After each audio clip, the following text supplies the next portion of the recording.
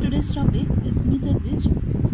So meter bridge is a device which works in the principle of balanced condition of Wheatstone bridge. Very important point to remember.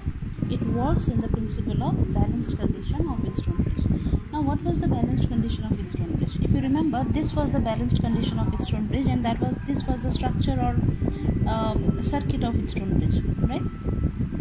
So here I told you that fifth resistance means here we generally connect a galvanometer which detects the current, detects the presence of current.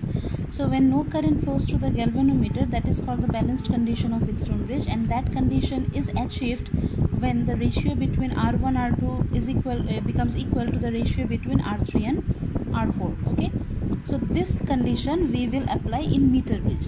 Now in meter bridge we call it a meter bridge because this is a conducting wire and the length of this wire is 1 meter, okay, or 100 centimeter. So if you compare this circuit with this, you can see that this X is the unknown resistance. X is in this case X is the unknown resistance, which is R1. R is R2. Galvanometer, it is here. Then where is R3 and R4? Okay. So just now I told you that this wire, the length of the wire is 100 centimeter. So this wire, it has its own resistance because it is a conductor, okay, and all the conductors, they have some resistance in it. Now suppose if sigma is the resistance per unit length of this wire, means in unit length how much resistance is present, sigma. And what we will do is, this is J, means it is called jockey. Jockey is a pen like thing which we can slide over this wire. Okay, now what we do is we hold this jockey here, which is one end of the jockey is attached to the galvanometer. We hold the jockey here and then we slide it in this way. Now at a certain point on the wire, at certain point, this galvanometer, the pointer of the galvanometer, it comes to 0. That means what? No current is flowing through the galvanometer. And suppose this is the point at which when you keep the jockey, the galvanometer is showing no current in it.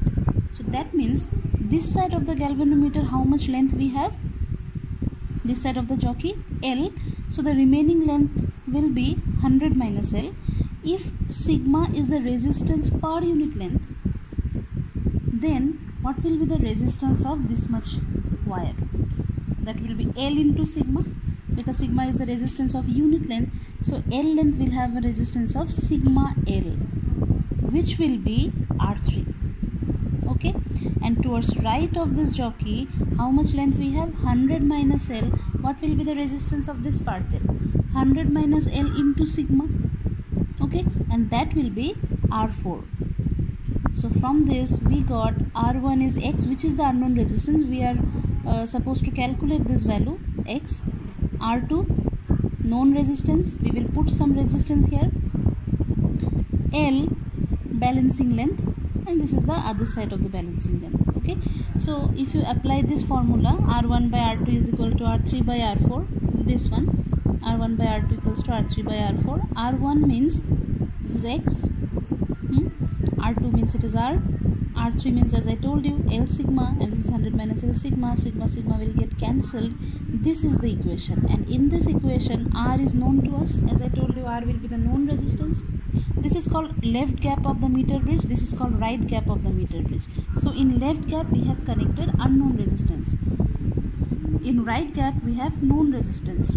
Now when you slide the jockey, and when the jockey is at this point, it is balanced, just below this wire there is a meter scale attached with it. So we can just looking at the meter scale, we can say that at how much length the galvanometer is balanced. Suppose, just an example, this length comes as 30 centimeter. We can measure it because there is a meter scale.